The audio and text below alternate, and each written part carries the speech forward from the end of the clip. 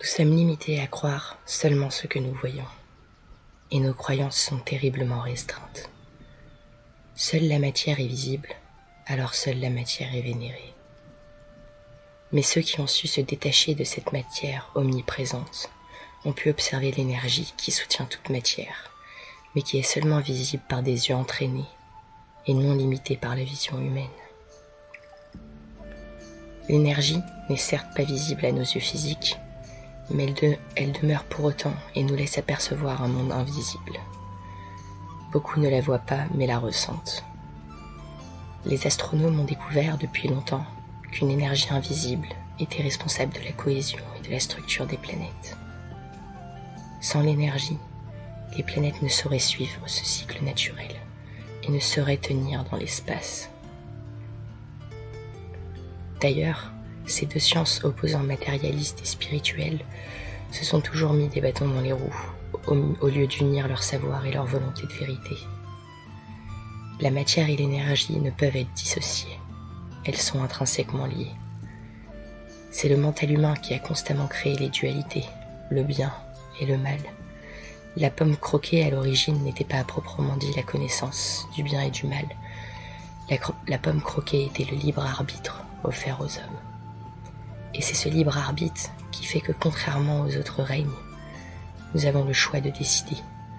Nous avons le choix de nous diriger où bon nous semble. C'est notre puissance. Et ce libre arbitre est extrêmement menacé par les agissements des sociétés contemporaines.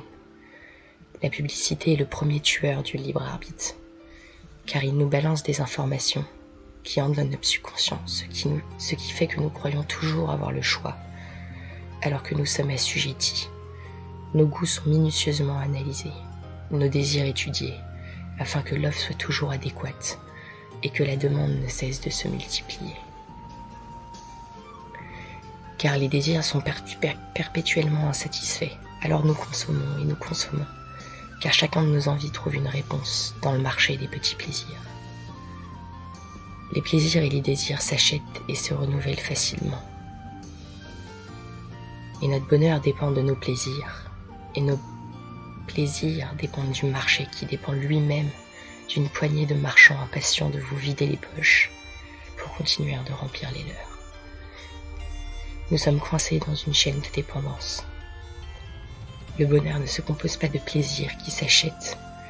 Le bonheur se compose de plaisirs gratuits et simples, des plaisirs naturels, comme celui d'observer les danses des chauves-souris la nuit, ou de se laisser bercer par un magnifique coucher de soleil, laissant apercevoir dans le ciel les 7 couleurs de l'arc-en-ciel. Ou alors de se combler de sourires partagés avec des inconnus, ou bien de belles paroles échangées en bonne compagnie. Si nous arrivons à nous combler pour si peu, c'est là que nous sommes vraiment heureux. Car peu importe l'agencement des événements, un regard suffira pour remplir votre cœur de joie.